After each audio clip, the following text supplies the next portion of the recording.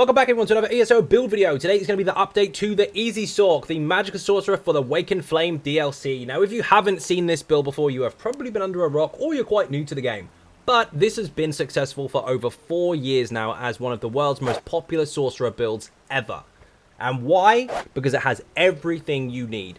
Single target damage, area of effect damage, sustainability, survival in both resistances and heals. You also have your own damage shields, decent speed for running. You've got very active skills that can both trap and damage targets. You can provide bonuses for your group, and this is capable of all content in the entire game. The easiest stuff, the hardest stuff, the group stuff, the solo stuff, anything you throw at it, it can do with 0 negative effects. So if you want to see more of this, then of course stay tuned. I'm going to explain absolutely everything. So first of all, we're going to go into the stats. Going to make sure I've got our potions and buffs and stuff on. The stuff that we carry anyway.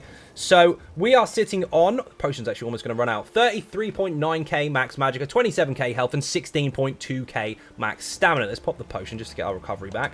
We are sitting on 1116 magic recovery, almost 750 health recovery, and just over 1000 stam recovery, which is very helpful. Got good flat stats for damage, really good survival stats for our health, and also our stamina is great for sprinting, dodge rolling, breaking free, and blocking. We are not going to struggle like most Magicka DPSs do when you start running out because you've only got 10k stam. Everything is covered there. Not to mention, of course, our resistances did run out. We do have a crit bonus as well, which is hidden in our skill. We're on 57.6% crit. There is an option for a different monster set that will actually push you to 60%, but that's not necessary. Unless, of course, you want to go for that, but we'll go to that more later.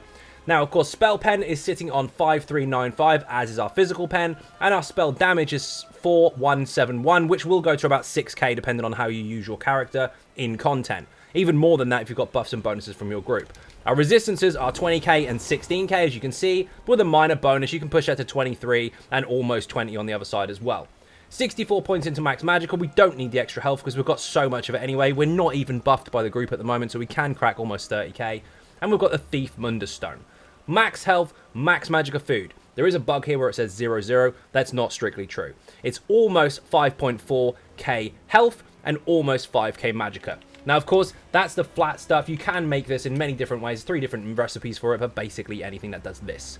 Now, if you want to use the recovery stuff, you can. It is going to give you increased sustainability without any effort required, but you are going to lack the health. So if you don't like being squishy, don't use this. Just bear in mind as well, while you might be able to span more successfully, you are going to have less magicka, which means your overall stats will go down, including your damage output, if you were still to play as active with this food as you would with this. Remember, buffs and bonuses from your group can effectively simulate this anyway and more, so you may not need it in actual content.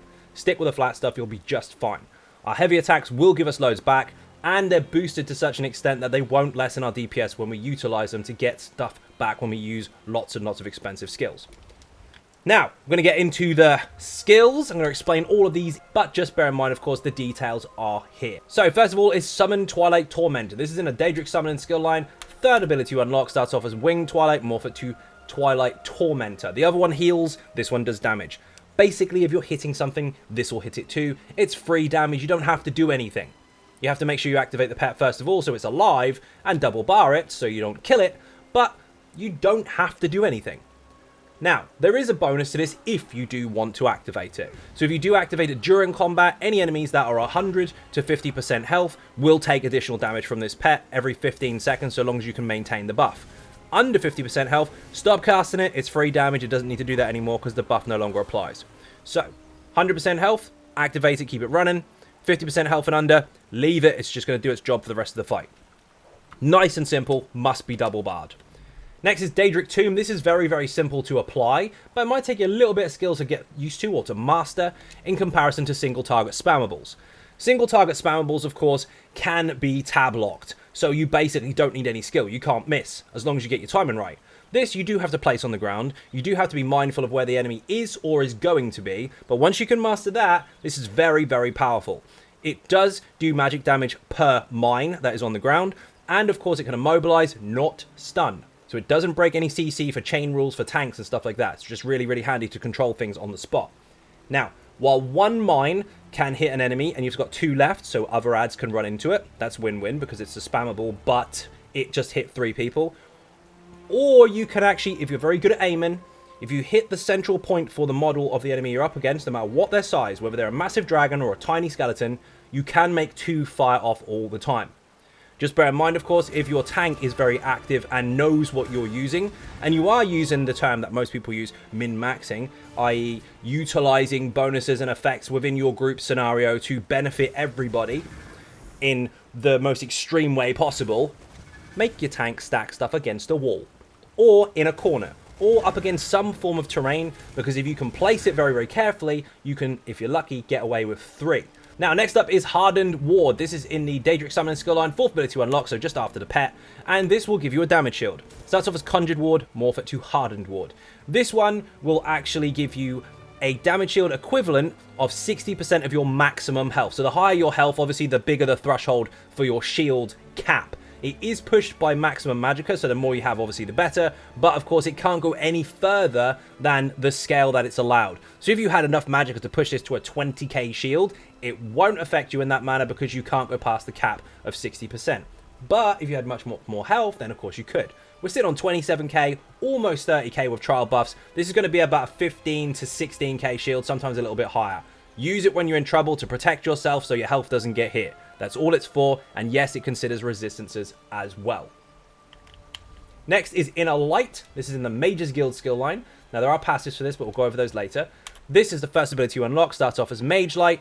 Morph it to Inner Light. Leave it on your bar. Don't touch it. It gives you 5% increased maximum magicka. It gives you Major Prophecy. Major Prophecy is traditionally inside spell pots, so we don't need spell pots. We have it on the front bar. We have a 10% increased crit chance. Mage's Wrath is next. It's in the Stormcalling skill line. Very simply put, this is your execute. All you need to do is wait until the target is below 20% health, and you change your mines to this. This is your kill button. This is your all the way through the fight button. Now, just bear in mind, if you are an advanced player, and you are aware of the hitboxes of the enemies, specific ones of course, then if you're good at aiming the mines and can apply 2 most of the time, then stick with Daedric Tomb on execute instead of this. If not, and it's hit and miss, sometimes you get 2, sometimes you don't, or just most of the time you always apply 1, then of course this is your main spammable, add execute. You light attack hit, light attack hit, light attack hit, or heavy hit, whichever you're more comfortable with at the time. There is a trick to this, by the way. While it only explodes under 20% health, if you apply it just before that, you have 4 seconds to push it past 20% in order for it to explode for free anyway.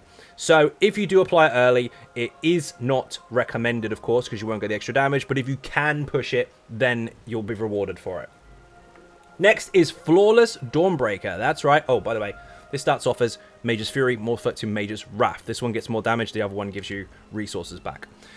Flawless Dawnbreaker on a Magicka build. I know. How weird is that?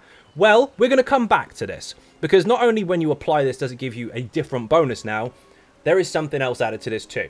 So we'll just look at the active. If you apply it, it does damage over time to enemies in front of you. Physical damage, in fact. Plus, it does an initial hit as well. We're not utilizing it for that.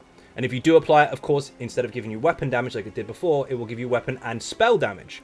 Granted, you could use this in an oh shit moment when the enemy's almost dead if you don't have enough for your back ultimate. But I wouldn't recommend that. I would just keep it there for the passives that we'll go over shortly. Back bar.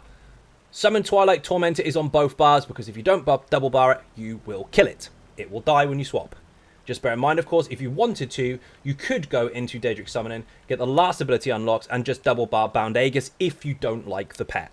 You will sacrifice your damage overall for the free damage the pet gives you, whether it's buffed or not, but you will also gain from this 8% max magicka, extra resistances, and the ability to increase your block mitigation if you activate it for 3 seconds when you're about to block something. So this is your survival bonus and just sits there if you really want it. But if you're an active player and you can use the pet and you don't feel like it's getting in the way, then of course this is going to give you more damage. Choice is yours, of course, but that's your option. Unstable Wall of Storms.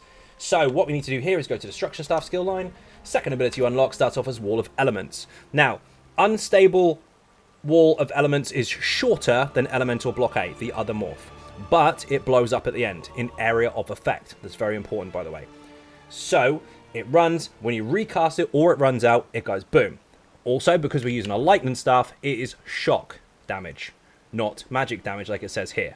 the elemental type of stuff you're using changes the skill of the weapon in terms of its damage and bonuses. Because we're using a lightning staff, this will do shock damage to all the enemies and shock damage in area of effect when it pops, but if you do shock damage in any way, shape or form, you can apply concussion if you're lucky as a status effect. If you apply concussion while something is inside a lightning wall of elements, it will go off balance. Off balance I have explained countless times in the last 4 years, but to make it very brief, if a target is off balance, which is 7 seconds by the way, then a 15-second immunity, there's several things that can happen. If you heavy attack it, you will get double resources back, no matter what your weapon. If you heavy attack it, you'll get 70% more damage from that heavy attack, no matter what your weapon. And also, if they can be stunned or CC'd, if you heavy attack a target while it's off balance, it will be stunned and knocked down. Those are the things to pay attention to with off balance. It's great for resource recovery and great for heavy attack damage, so that's very important. If you choose to go flame stuff on the back bar, you can do. You will get different effects, of course. You will get slightly more damage in some situations overall, but if you sacrifice the off balance, you won't maintain your resources enough to be able to focus on your front bar rotation as well as you would normally. You need off balance in your group in order to successfully apply yourself with this build. Now, the situation where you would use a flame staff is where someone else in your group is already covering off balance guaranteed, in which case you don't need to bring it. So, if off balance is there, you can use a flame staff on the back only. If off balance isn't there, you need to be the one that brings it. Use a lightning staff. Really, in content, 99% of the time I'm using a lightning staff anyway. Choice is yours, though. Anyway, Boundless Storms is next. This is in the Storm Calling skill line. Starts off as Lightning form, morph it to Boundless Storm. This will give you a speed buff when you first of all activate it for 4 seconds, which is quite nice. We're pretty nimble. And it will give you Major Resolve, increasing your physical and spell resistance by 5, 9, 4, 8. So almost 6k resistance is there. And you'll do damage in area of effect in the form of shock damage to enemies close to you.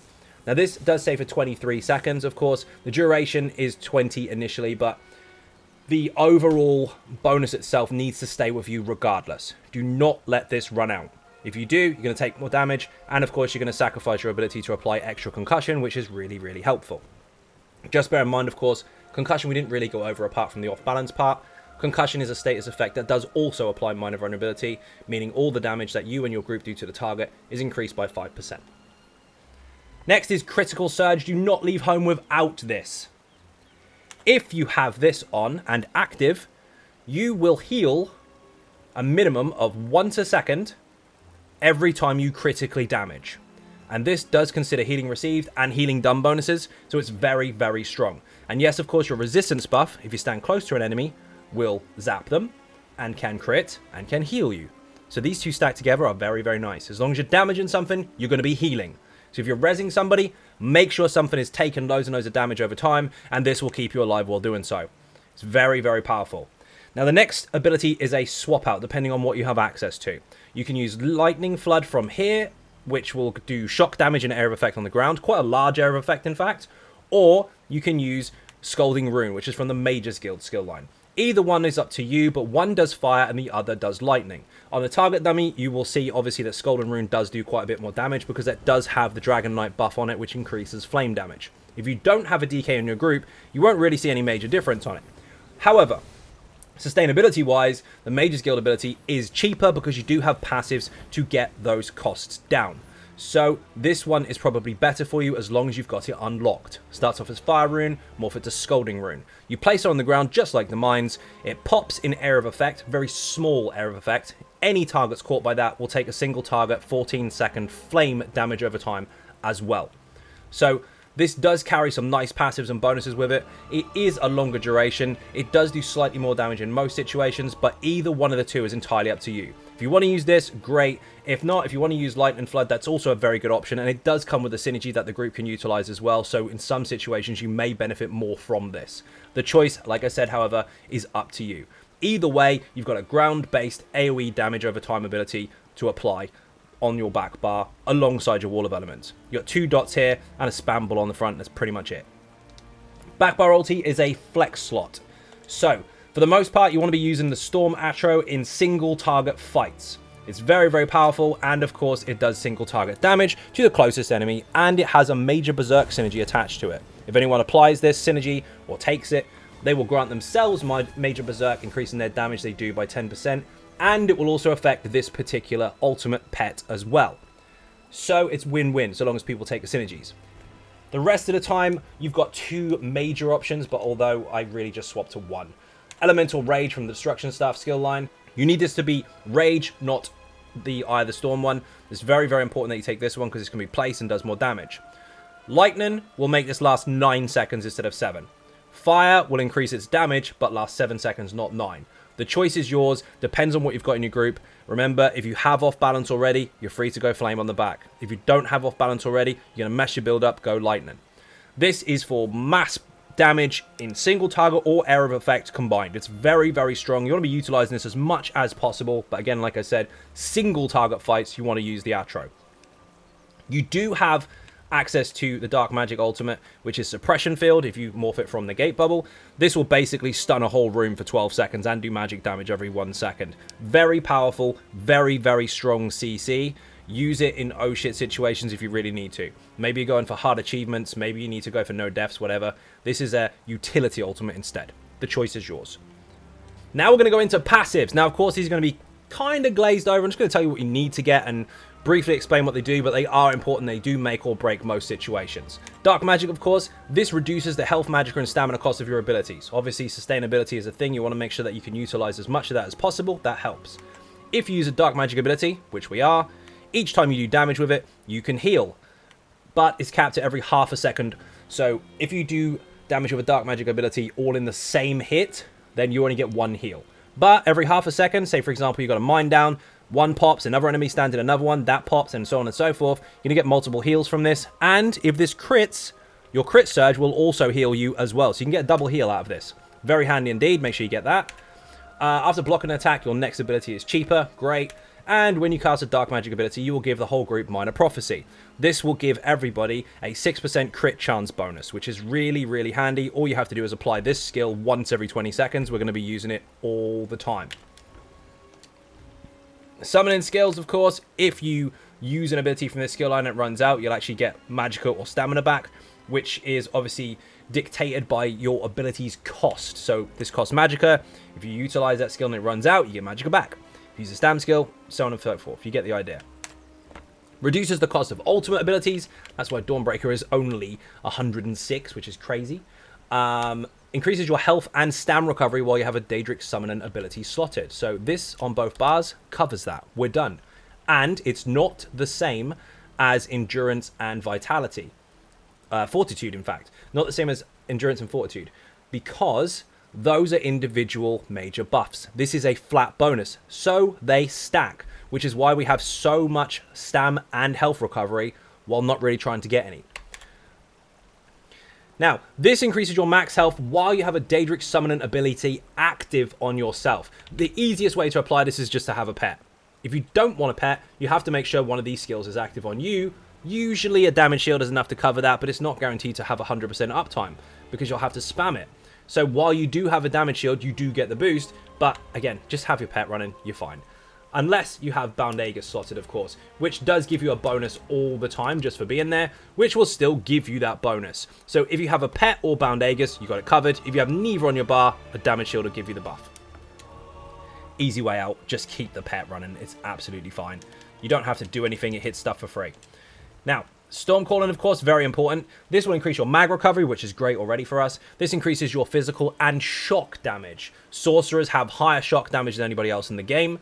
This increases your damage done with enemies based on their current health. Now, this goes in reverse. The higher their health, the bigger your burst damage, the more you do to them. Every 10% drop in their health makes you do 1% less damage. Now, at base, obviously, you do a certain amount. And if you have this passive, you're guaranteed to always do more than that flat amount. But the lower the health, the less you do. Which is a reverse execute. You have big burst to start with, and then you finish them with a nice big execute at the end. This increases your weapon and spell damage for each sorcerer ability slotted on your bar. So, as you can see on the front bar, we have 1, 2, 3, 4. So 8%. On the back bar, we have 1, 2, 3, 4. So 8 on the back. Now, we're going to go over some other passives. We're going to skip ahead of this slightly and go to Fighters Guild and Mages Guild. So Mages Guild, we have these bonuses here, which will reduce the cost of the skills, so our rune is cheaper, increase the duration, so our rune lasts longer, and increases your maximum magic and recovery while having one of these abilities on your bar. So we have that on both bars. And of course, you get Empower. We can increase our heavies and our lights damage by 40% if we activate a major skilled skill. Don't worry too much about that. That is going to be in the rotation if you use the rune. But what you really want is you want a tank using Gallonway in your group to massively increase the damage you do with your lights and heavies, which is very beneficial for this build and dramatically increases its overall DPS.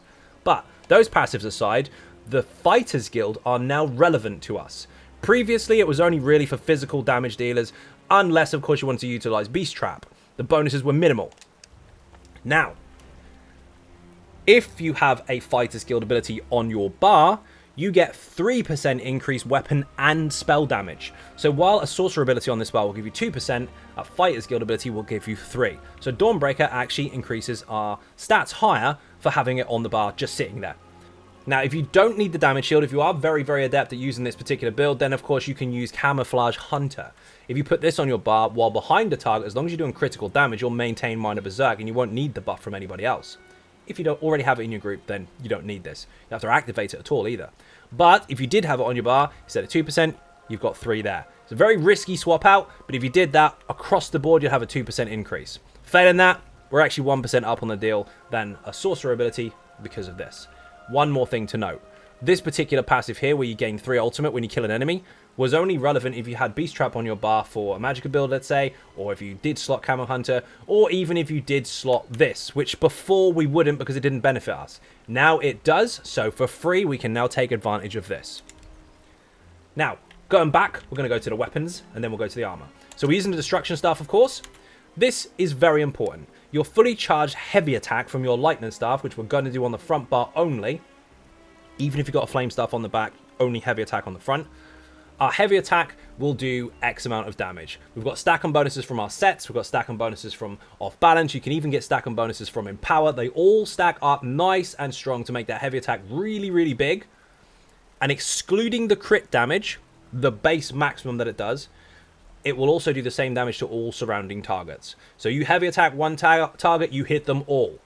Penetration values do have to be considered, of course, but the end result of all the stack and bonuses of your flat heavy will duplicate in area of effect. If you crit for 10k on top of your flat 10k, obviously that doesn't count, but the flat underneath it does. Next, of course, we have increased penetration for our Destro skills, including lights and heavies.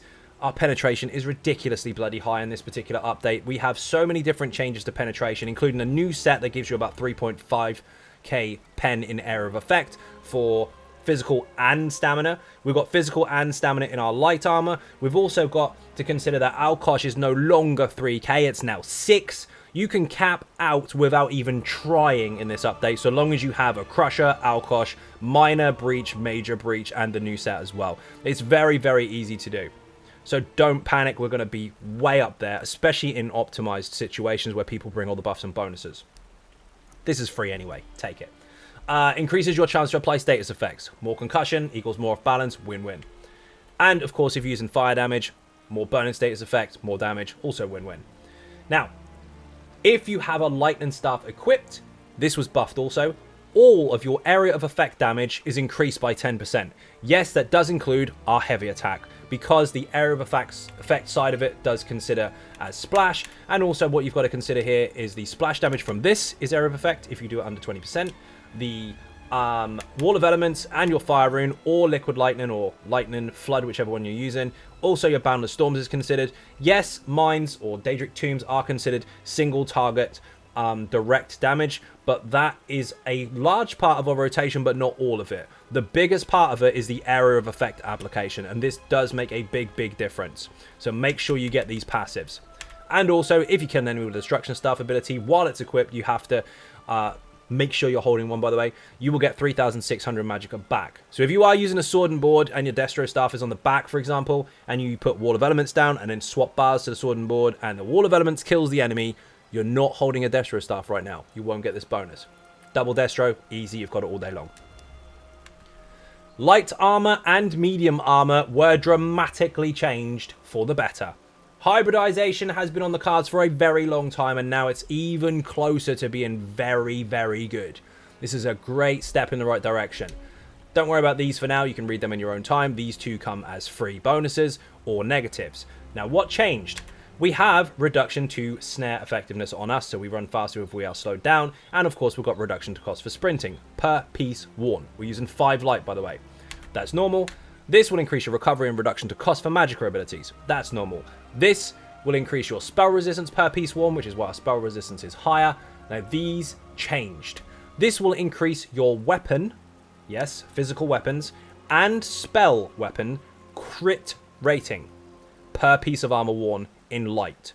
Before, it was only light armor increasing destruction staff or resto staff weapons. It was medium increasing physical weapons. It's no more. You can only get crit chance from light armor. And physical and spell penetration comes from light armor. So you can balance out your bonuses. And we did get a dramatic improvement on the Easy Sorc by doing so. So we've got 5 light armor pieces to take advantage of a good amount of crit, resistances, and recovery, and reduction to cost and such, and penetration. And at the same time, we've taken advantage of these medium armor passives, which now increase critical damage and critical healing done, and increased weapon and spell damage. We have 4% increased crit damage alongside of our crit chance. We have 4% increased spell damage alongside of our penetration, which we never had before. This does make a big difference. You're going to want all these passives as well for minor conveniences for yourself, for reduction to dodge roll cost and all that good stuff, especially since we've got 16k stamina to play with. But this spell damage and this crit damage really boosted the setup. So 2 medium in any slots and 5 light in any slots made all the difference. Can you still use 7 light? Of course you can, but you aren't going to get the crit damage. You aren't going to get the spell damage. It does dip a little bit. In fact, a fair bit. We're not using any heavy. Ignore those passives. Now, we've been over those. Undaunted, of course. If you take a synergy, you get resources back. Take every single synergy you can see. 4% resources back is more sustainability for you, more spammy McSpam face. And we're using 2 different types of armor. We're using light and medium. 2% for each type across the board for health, magic, and stamina. We are, of course, a cat, if you didn't realize already by the tail. This will give us recovery for every resource. This gives us 915 for every resource, including our health. And this will increase your critical damage done. We are going to be doing a lot of critical damage. Those critical heavy attacks, during off balance and empower, stacked with the bonus sets we're using. Massive, massive heavy attacks. And of course, your flat bonuses all stacking up under that is really nice splash damage as well. Very, very handy. Finally, medicinal use. Get this if you're going to use potions, because you want them to last as long as possible. If they're grey, great. If they're not, pop it. They're consumable buffs, don't let them run out. Now, of course, we're going to get into the gear. And this is where people get scared, because like, oh my god, has it changed? Not necessarily, but there are some pluses to this. Have you been farming the Undaunted Infiltrator Lightning Staff for the last 4 years and still failed to get it? Don't worry. While it is still on the build, I'm going to show you something that you don't need to worry about anymore. So, front bar weapon, Undaunted Infiltrator Lightning Staff. Of course, imprecise with weapon and spell damage increase. Yes, that was tested. There's a reason that's on the front bar, so utilize the most damage you have on the front while letting it cool down while you're on the back. Taking advantage of as much shock damage proccing from this infused Maelstrom Lightning Staff as possible while your Wall of Elements is down. Now, bear in mind, if you're using a Flame Staff, obviously this needs to be Flame with a Flame Glyph. If you're providing off balance, this needs to be Lightning with a Shock Glyph. You do not need the perfected version of this weapon. You can get this on normal and just ignore the first bonus because it's not relevant for us anyway because we don't stay on the back bar. However, Undaunted Infiltrator on the weapon and the jewelry. This is a medium set, so you can just change Bloodthirsty, Bloodthirsty Infused on the jewelry if you want to. 5-piece set just turned into light, didn't it? Has stamina and stamina, so we've got more resources to dodge, block, break free, all that good stuff, and crit chance for weapon damage for weapons, which is irrelevant to us. We don't really utilize it, but it's there anyway. And if you use a magic ability, your lights and heavies have increased damage applied to them, which does also stack with off balance. The Maelstrom weapon, if you have your Wall of Elements down, you will also get a stack and bonus for your lights and heavies, which do work together. They do stack. Gets very, very strong. Then the other set is Infallible Ether. This you can also acquire on normal, as you can with Undaunted Infiltrator as well. They can all be got on normal so far, except for the monster set. This has crit, and spell damage. Very nice indeed. Minor Slayer increase in all damage that you do. And your heavy attack has an extra strong pop at the end. It looks like the 900 damage is very, very small. It's not. It's stacks of Undaunted Infiltrator. It's stacks with the Maelstrom weapon. It's stacks of Off Balance. It's stacks of Empower. It's very, very strong. That pop at the end is where it really, really counts. So make sure you get that fully charged heavy attack in. Yes, this applies minor vulnerability, increasing all the damage you do to that target by 5% for 10 seconds. That is just a free buff that we'll just enjoy. We don't need the set for minor vulnerability because we already have it. But the pop in the 5-piece bonus is what we really need it for. All these stack and bonuses to your heavies means that during off balance, if you're utilizing your heavy attack to get your resources back, 70% more damage from that, 40% more damage from Empower if it's active, and your channeling, which does splash damage, and of course you get double resources back. All at once, meaning your heavy attack itself, while most people assume heavy attacks lower your DPS, actually levels out to keep your DPS up because of all these bonuses. You don't dip by doing heavies, and you've got a crap ton of splash. Now, the monster set, you can change out as much as you like. Of course, you can use anything in the game, but we're going to use the Jeff helmet because he's mega. He's got a max magic bonus, and just for doing lights or heavies, you can make a Daedroth pop out of the ground and breathe fire in the face of the enemy. Very, very consistent high uptime on this set. Really, really strong, but you want to go medium on the shoulder and the helmet, and then light on everything else. If you want to, for the more crit chance, and obviously for more burst in single target, you must stay close for this, by the way. You can, of course, use Xan, but again, you want to go with 2 medium. Increased crit chance, massive burst potential, but it does have a long cooldown. The choice is yours. Now, the juicy part. If you've been farming this weapon forever and ever and ever and ever, and you can't get it, or maybe you've been doing some trials, and you always wanted to put and the Infallible Ether gold jewelry on just for the sake of it being gold, because you can't quite possibly fight your OCD. Before, that couldn't happen, because medium armor passives, having several medium pieces on, for no good reason, made no sense, and it actually negatively impacted your build. But because of the way they've changed the passives, now you can. You can put 2 Ether on the jewelry if you really want to, and then go with 2 medium Undaunted Infiltrator. And then go with light on the helmet and the shoulders. So you can still have your 5 light. You can still have your 2 medium. And you can still put your 2 Infallible Ether on the jewelry to take advantage of the gold ones if you really want to. That's a win. Failing that, if you really wanted to, you could go and put your Ether staff on if you accidentally picked one up. Have your Undaunted on the jewelry, of course. And still put 2 Undaunted medium pieces on while having light helmet and shoulders. There are ways to wiggle this around now so it still benefits you no matter what you get. You can now do this basically in any order you like. Now, if you did put 5 medium on, which don't do that by the way, you would suffer with your sustainability. You would have to heavy attack more often than not. But you can still do it. You can still make it work. But essentially, if you want to go 2 medium now, do it, because that is now the way the build is optimized. 2 mediums is almost a must. Do it in any way, shape, or form you like. You don't have to go and hurt yourself to get this bloody staff. But you will need one of them. One or the other, whichever one comes first. Remember, everything can be acquired on normal except for the monster set. And finally, if you want an increased single target damage version of the build, the rotation will be the same. The skills will be the same. The AoE will go down a lot. So big ad pulls, you will suffer. But if you want 4 to 6k more single target DPS, which is literally not worth it, you can, if you want to, go with Medusa Lightning on the front, with 3 Medusa jewelry, and then Sororia all over the body, and then your 2 medium pieces are the monster set. If you do that, you will, of course, increase your single target damage, but you will lack your AoE. You will also suffer with your maximum stamina, which means you won't be able to block, dodge, and run as much as you are used to with the Easy Sorc. This is capable of every single piece of content in the game without a negative, but the single target variation of the build does come with its own cons. This is pretty much a perfect build for all content. Solo, group, trial, easy, normal, fair, hard, anything. Any content you want to put it into, it can do it, so long as you can. Now, we're going to get into the champion points, then I'm going to show you the rotation. So the champion points are very simple.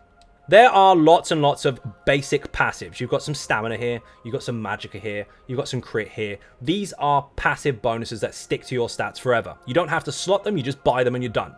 There's lots of those. There's a few in here that you'll have to get as well for status effect and penetration and such. Get them in your own time. They are inevitable. You will always have enough points to get them. You don't have to have 3,600 points to get anywhere near that stuff. But what is important is your slottables. You want 10 points into here to unlock this tree. So, put Backstabber on and put Fighting Finesse on. These are your crit bonus and, of course, your crit damage bonuses. But this one is only while behind the target. The other two you want is Deadly Aim. That will increase your mines and, of course, your heavy attacks because it is single target regardless of its splashing, which increases the splash, obviously, because the single target is what it scales off of. And you want Master at Arms because your light attacks and your mines will benefit from this, as will your Area of Effect burst from your Wall of Elements when it blows up. Also, the initial burst from Scalding Rune, you get the idea. Now, if you're fighting a dragon, you can't get behind it.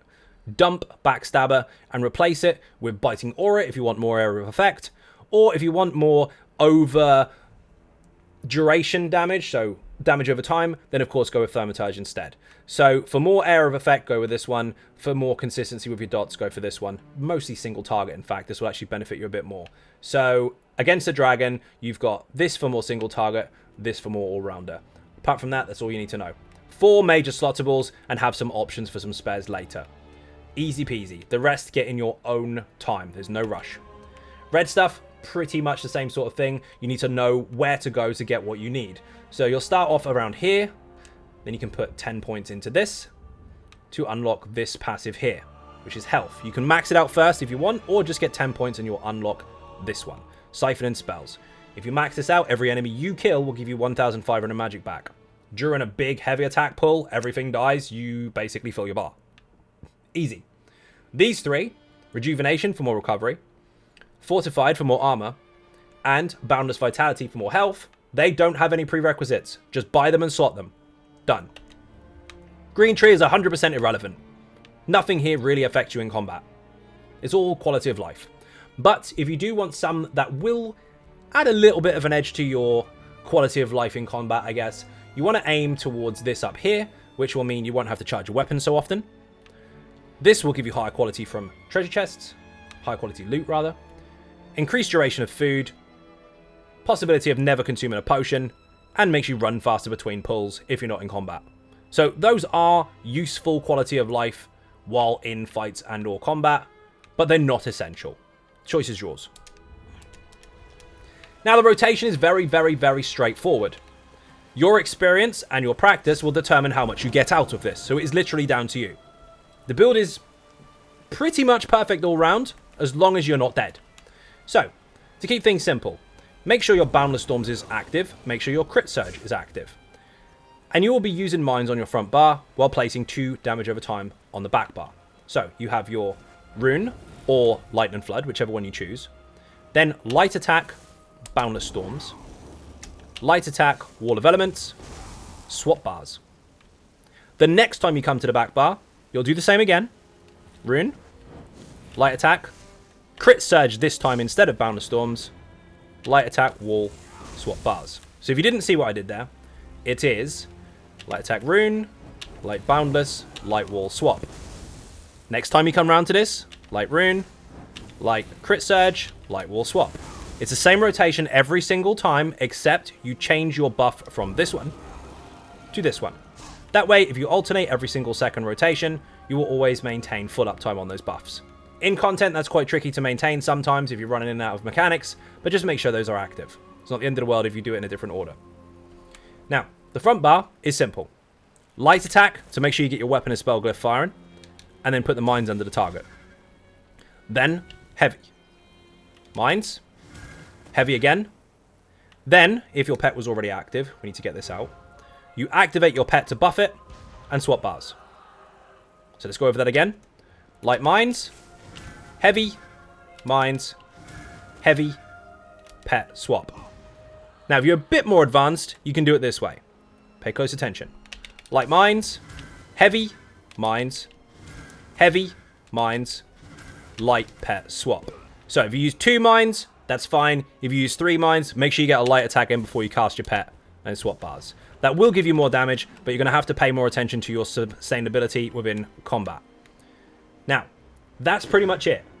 So back bar is your ground-based, rune or lightning flood. Light attack, one of your 2 buffs. Light attack wall swap. Light mines, heavy, mines, heavy, mines, light attack pet swap. Some people, if they're more advanced, if they're very good with their rotation, can actually get an extra heavy mines out of that. That's entirely up to you. That never has to change. However, if you want to go more advanced and you can track off balance on the target, then what you can do is alternate. So 1 rotation, you will light attack mines repeatedly 4 times, then cast your pet and swap bars. Do your back bar stuff, get to the front. Off balance should be present now. Do your heavy attack rotation. Heavy, mines. Heavy, mines. Light pet, swap. Back bar, back to the front, back to spamming again. 1, 2, 3, 4. Pet, swap. So 1 rotation is a heavy, other rotation is light attacks. That will give you more damage.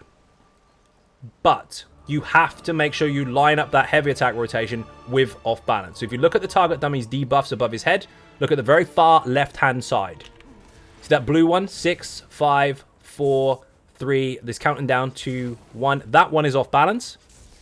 Now it changes to the light blue background, which is counting down now from 10, 9, 8, and so on and so forth. The first one is off balance for 7 seconds. The other one is immunity for 15 seconds. If you can track those and heavy attack only during off balance, your heavy attacks will be massive and your resource return will also cater for that as well, meaning you can sustain these very expensive mines. During combat, as long as you've got lots of recovery from your group, you can get away with that in lots and lots of different situations. But again, if you're not advanced, you just want to do the basics, light mines, heavy mines, heavy mines, light budgie swap. When it comes to execute, don't use the mines anymore. Spam Mage's Wrath with light attacks on the front bar. So 4 or 5 of those. Back bar. Same back bar rotation as always. Back to the front. Light execute, light execute, light execute. Over and over and over. Pretty much as simple as that. Don't worry if that was too confusing. Of course, I know you can rewind the video and go over it again, but it will be on the website, and I'm going to put it in a 2 different section clip or snippet even, where the basic rotation will be at the top and the more complex one will be underneath it. Either way, both of them are capable of pumping out a serious amount of single target and area of effect damage with no trouble whatsoever in any content. It's entirely up to you how you play it, but it will work either way. If you're interested in numbers, based on the passive changes and how this build has actually performed and increased over time, this is what you're looking at single target with the basic setup, with the Undaunted Infiltrator and the Ether setup with Zahn, of course, and the Maelstrom fire staff, because this target here has off balance already applied to it. So, like I said, if off balance is there, you can go flame. If it's not, go lightning. So, you're looking at 90k, which is insane for a very simple build, which has everything you need. Healing, survival, sustainability, damage, area of effect, single target, the lot. Plus you can break CC. If you use the higher single target variation of the build, then of course you're looking at this, but you now lack your ability to evade, block, dodge roll, break free as much as usual. You won't be able to put out as much in area of effect, but you do gain minor force. This build as it is, if you have a tank in your group using Galloway, you've got Empower on tap. If you have someone using Guard or even Twilight in your group, you've got your minor force on tap, which will bring you closely in line and over the single target DPS version, meaning this one is actually better overall, for consistency's sake. But the choice is yours. That will all be on the website. Now it's time for fashion. We are using the Assassin's League helmets. That's a heavy. We are using Apostle Light chest, shoulders, and we're using heavy Apostle feet. And we're using medium Dramathra hands, belt, and feet because they look mega. And of course the Ebon Shadow Staff, because I know there's no best in this game, but that's the best staff, so sue me. And of course the Abnathan staff on the back to keep it a bit catty. Now the colours we're using are, of course, Black Reach, I think it's Black Reach Blue, Let me find it just to make sure I've got that right. It is, which is a Skyrim achievement. You can get this solo. And of course, the black is Void Pitch, which is also from Vatashran Hollows, which is also a solo achievement. So you don't need any help getting these colors. Use whatever you've got to hand, of course, but if you want to duplicate this, that's what we're using. So hopefully that helped, hopefully that wasn't too boring, hopefully you now have an understanding of how to approach this particular build. It has been very successful and now just got stronger. Practice makes perfect, of course, but this is for anybody, no matter how new or advanced you are. So thank you very much for watching. If you are not subscribing already, please do hit that button. It is free. And of course, make sure you hit the notification bell so you know when the new builds are coming or new videos. There are going to be some brand new original builds coming very, very soon, so you don't want to miss out on those, including a Templar tank. And of course, if you want to help support outside the channel, there are some links in the description for Patreon, Twitter, Facebook, and I was going to bore you with a massive list, but if you just click on the link tree, description, or link, that will give you everything you need to know. Once again, thank you very much for watching, and I will see you in the next video. Bye-bye!